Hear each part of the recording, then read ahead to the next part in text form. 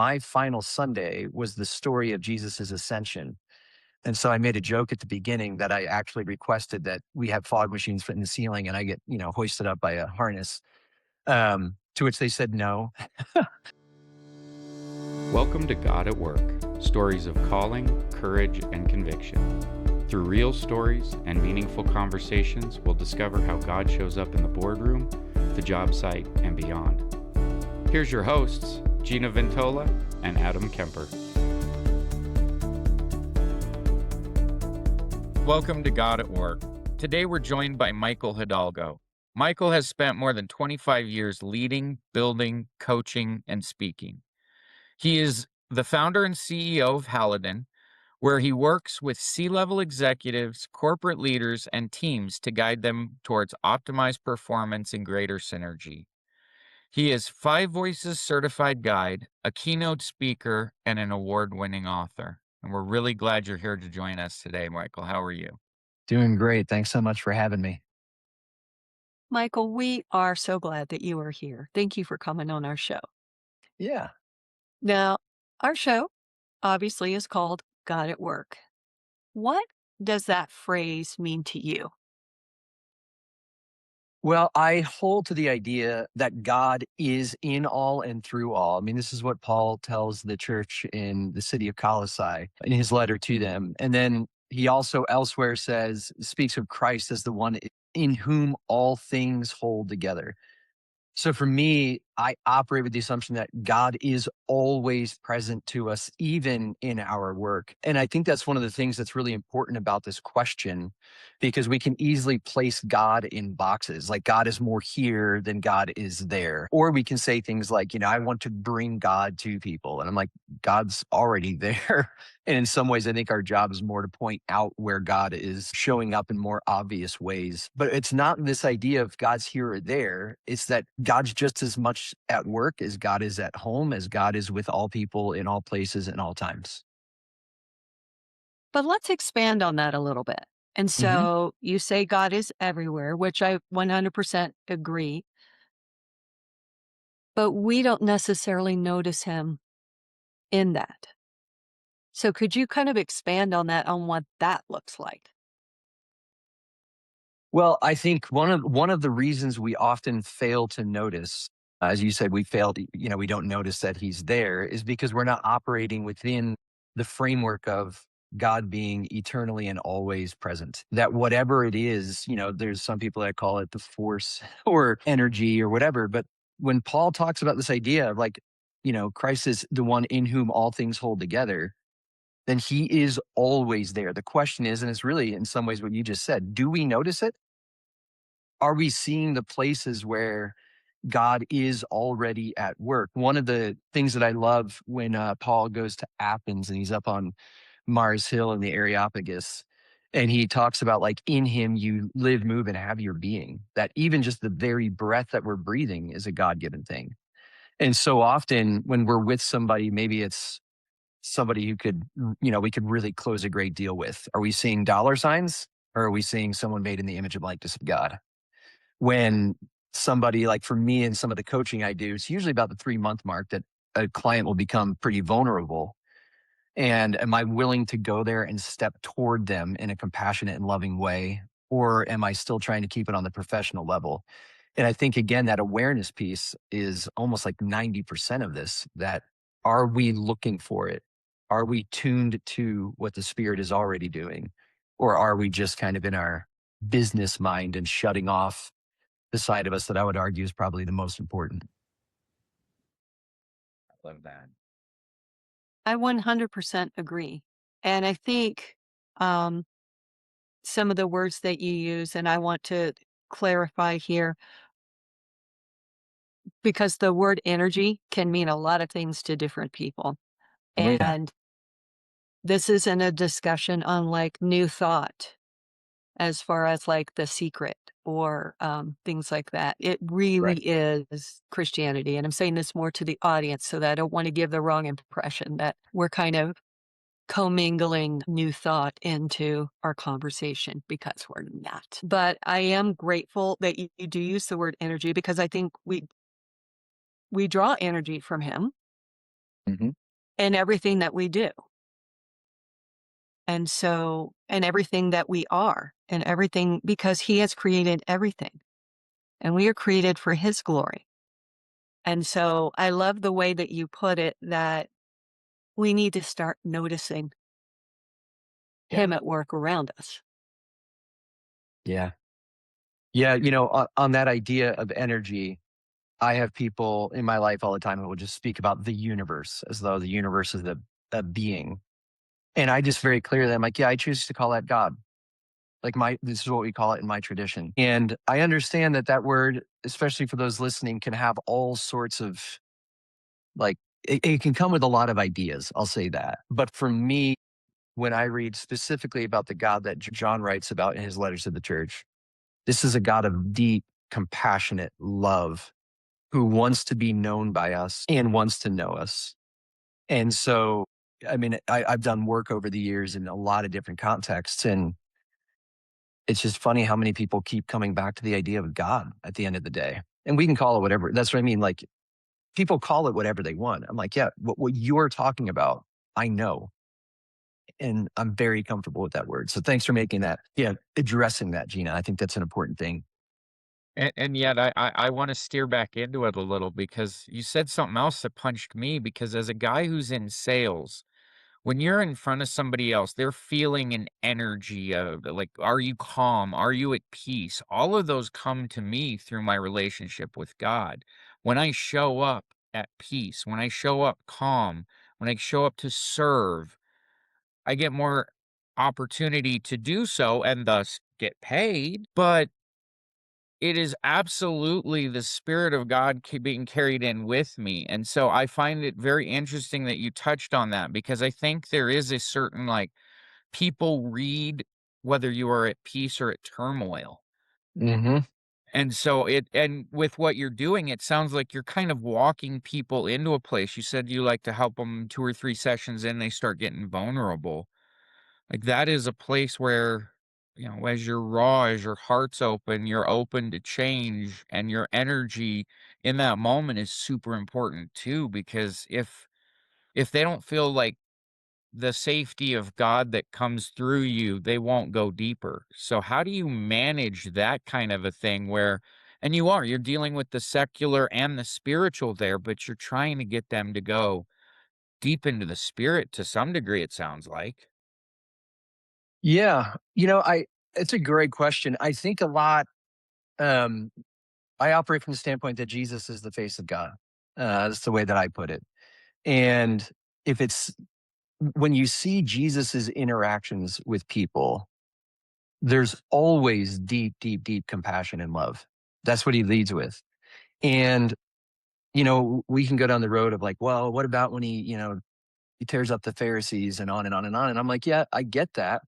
But I think he's rattling the Pharisees. I think he's trying to shake them out of their complacency and out of their certainty and out of their, I know this and that. But there's always a deep compassion. And I think we see that most clearly when he rides into Jerusalem and he weeps over the entire city.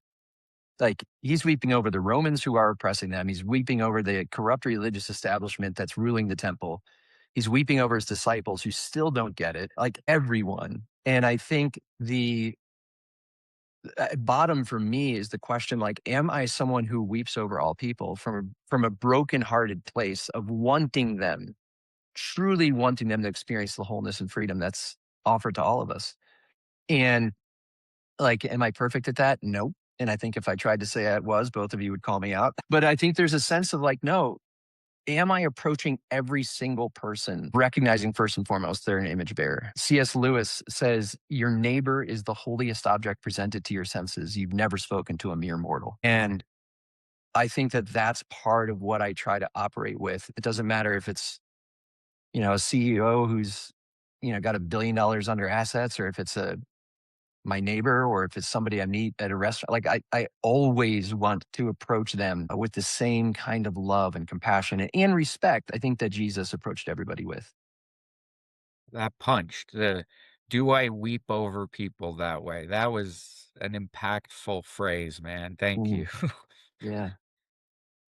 I'd like to take it a step further and say, we, you know this, we don't wrestle against flesh and blood, but against spirits and, rulers of dark, rulers in high places.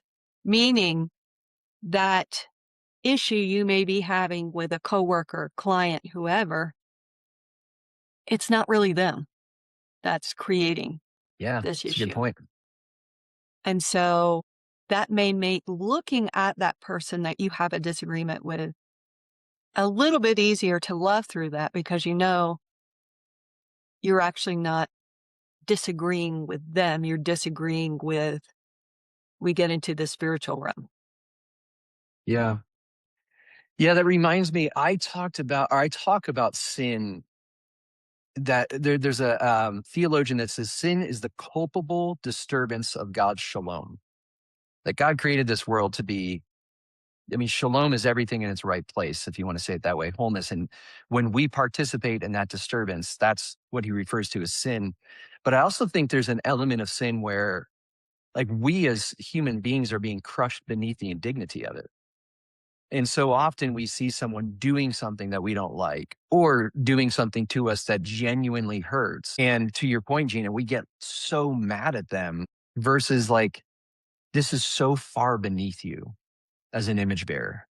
And I think in the book of Genesis, it talks about that God saw every inclination of the human heart was only evil all the time, and he's brokenhearted over it. It doesn't say he's angry. His first response to it is sorrow. It actually says in his heart he grieved. And I think that that picture of a grief versus a anger or a self-righteous, I'm so much better than you, really puts on display what the heart of God is when it comes to dealing with ourselves and with other people.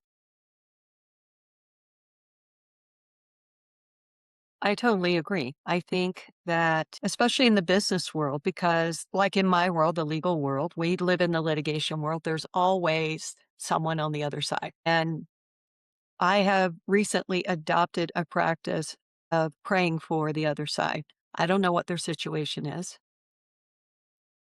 but God does. It has given me, you speak of shalom, it has given me a lot more peace in my work life because I'm focused on what does God want me to do in this situation, not what I want to do in this situation. Because my Yeah.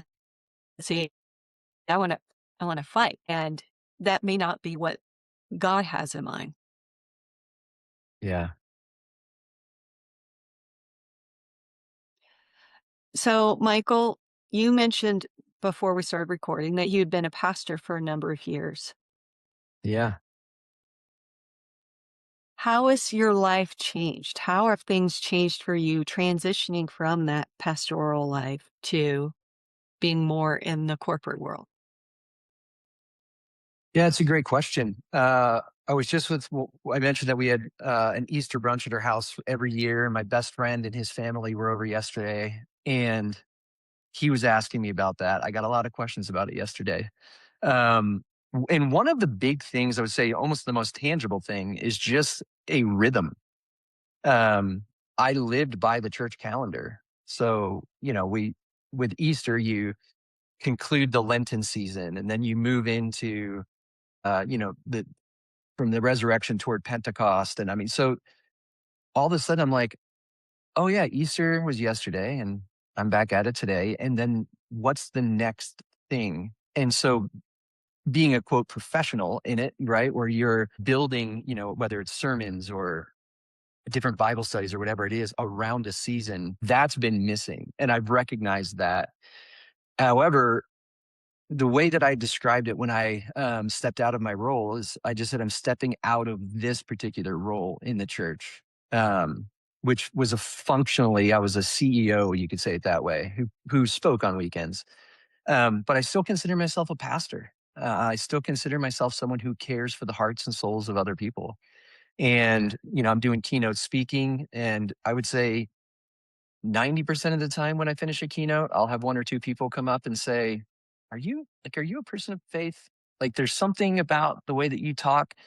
Um, and I'm not overt because I want to respect the contracts that I have and the people that are bringing me in to speak. But I still view myself as someone who is invited into the lives of people to walk alongside of them toward wholeness. And so, yeah, it's different with being in, a boardroom with a team, or it's different, meeting a client for coffee or in their office. Uh, and some of the conversations are different, but really, I would say the muscle I'm flexing, so to speak, is very much the same one. It's just in a different context. So, as one who has been a pastor for many years, I have to ask, what is your favorite book of the Bible? And if you want to split it up between New and Old Testament, I'm fine with that too. I think,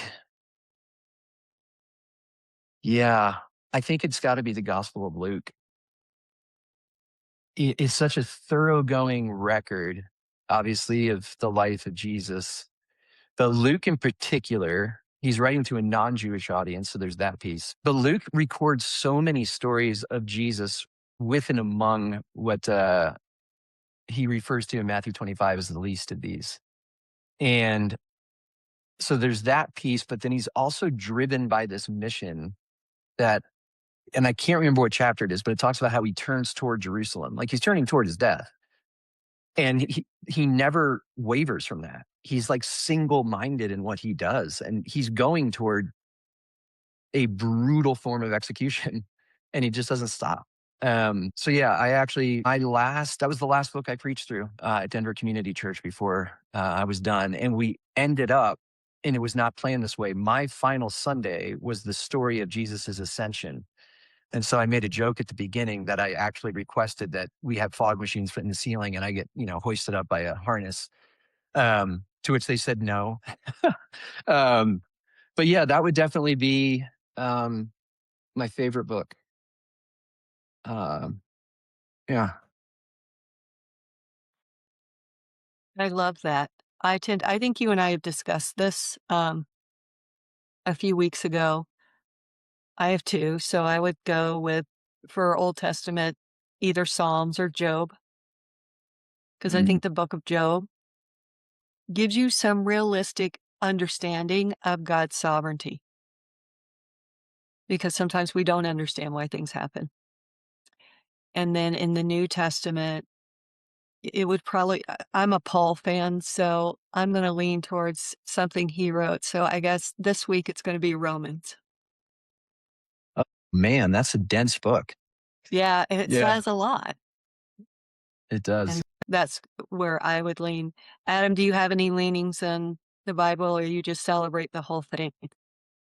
I'm much more Old Testament David throughout the stories of David. I find parts, and yet sometimes I struggle with some of the drier parts. So I have a hard time saying it's the whole book, but parts of that. And then New Testament wise, now there's just so many differences within it. And I'm a student and study it from a very young place of faith, so I'm still kind of fascinated by variations in stories. Just having read the story of Judas again recently, between Acts and Luke, I think there are two different versions of his death. Even that was new information to me recently. So it's stuff like that in the New Testament that I'm still coming across, going, "Wow, that's fascinating." So I'm not at the point of having favorite books yet because I'm still finding myself going through and being surprised every time I read it. So one of these days I'll be like you, Michael, and I can quote the Bible better, but there's only like three or four verses at this point that are committed to memory. But that was because I was raised a good Catholic kid and we knew the runs we were supposed to say and we didn't necessarily know. You Catholics always had the wonderful responsorial, which would be in relationship to something from the Psalms. And I always loved that.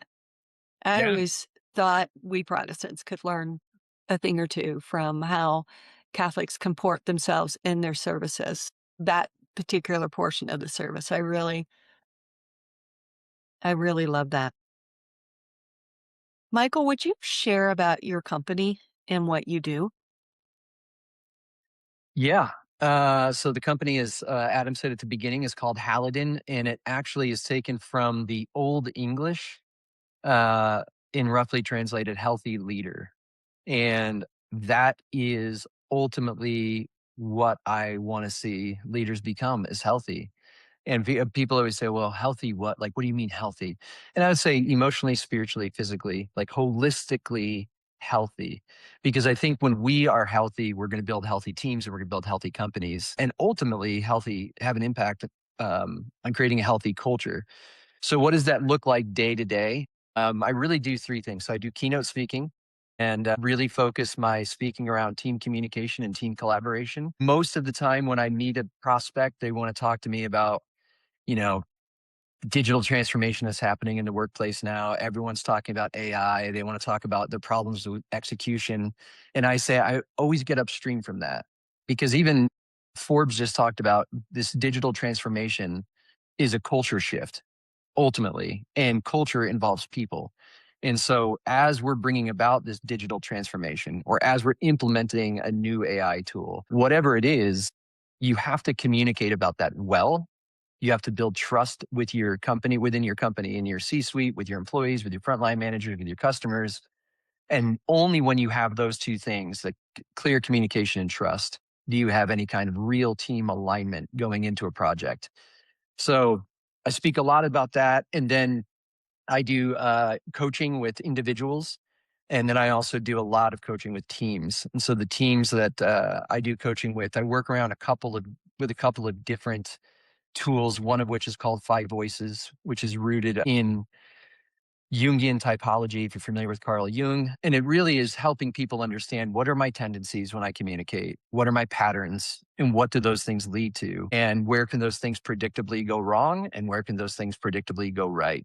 And one of my favorite things is watching teams beginning to wake up to, that's why he does X, Y, or Z, or that's why she does this, and that's why I do that. And beginning to see them put their superpowers together on collaboration and watching their execution grow, their capacity grow, and ultimately watching them become better. That's what I do. That's what I spend a lot of my time doing. And I also have one thing called the Hallidan Intensive, which is a real deep dive into the life of leaders, where we spend a few days together and then do coaching out of that for about a year. Have you read the book, The Five Dysfunctions of a Team? Oh, yeah, by Lencioni. Hmm. I find that to be one of my favorite. I don't read many business books, and I found that to be one of my favorites because it breaks down the team and it does it in an allegory format. So you Yep. have real people that you're trying to understand. Oh, I know where that person's coming from, kind of Mm. thing. But with the ultimate goal of the book of that is that of them working as a team, that they understand that they're part of the executive team, they need to work together. And it sounds like what I'm hearing from you is that's part of what you delve into. Would that be correct? Yes, very much so, because there's nothing new when it comes to human behavior. We just have different iterations of it and different ways of, like social media has allowed our pride to come out in new ways. It's not all bad, but it's true. But for me, yes, I really want to identify problems, but I'm really careful to say, let's simply observe it and do our best not to judge it. Because when we come in with a judgmental attitude, it's always going to be negative. So we need to find someone to blame. We need to find a reason this is happening again. And I just say, let's look at the behavior itself, or why did this fail? Or why did it succeed? And then from there, when you're able to observe it and understand what's happening, you're actually able to go deeper because there's less defensiveness. There's less blame shifting. There's less anger and there's more curiosity. And I think if we can be curious in those situations, we're going to be able to find the answers we need to really begin to level up and grow together. To quote Walt Whitman via Ted Lasso, be curious, not judgmental. Yeah. I love that. That seek to understand mentality is very much at the heart of Christ's message too. So there is a walk that you get to take, it sounds like, where again, to a point you made earlier, you don't have to talk about God from a stage or talk about it in your sessions with the business to be walking God through the front door and bringing him right there with you to deepen the process's impact, it sounds like. Yeah. Yeah. I think questions have the power to do that. We're not, when I was in seminary, gosh, I don't know how long ago that was. Now I sound like an old person, but um, I studied with a rabbi. And the first time I studied with him, I was trained in seminary. You go to a verse, you look up the Hebrew or in the Old Testament or the Greek in the New Testament, and you pick apart the word and you parse it. And it kind of was you come in and you find the answer. And when I studied with him, the first thing he said after he read some scripture was, "What questions do you have about this?" And I was like, "What?" And it's interesting, if you look through the Gospels, Jesus is asked, and I think this is right, 183 questions. He only answers three of those with a statement. All the others, he responds with a question. So someone comes to him and says, "Good teacher, what must I do to inherit eternal life?" And he's like, "Well, what's in the law? How do you read it?" And so those questions, and this is one of the things I say with speaking, I want to give people a choice at the end of my talk, not tell them what to do. I want to give them a choice, but not a choice about making a choice. I want to ask you questions that cause you to reflect, because when we're invited to reflect on ourselves and we begin unearthing what's there, we're far more prone to pursue some sort of change in behavior or change in belief than if we're told directly, this is what you have to do. And facts don't change minds. I realize I just stated a fact to tell you that, but research has shown it doesn't. Stories do, questions do, relationships do. And that's really what I try to pursue, is that question asking, so that people can have that opportunity to reflect. Where is God working with you in your life? Oh man, how much time do we have? Oh, I would say the big thing, well, I'll say two things: trust and gratitude. And I think those things go hand in hand. Um, you mentioned, I was a pastor, and I was a pastor for 26-ish years, something like that. Um, and so for so many years of my life, like, I've known how things worked. I knew where provision was coming from. I knew how provision was coming and when. And I think it was the illusion of, like, I had some sort of control over all of it.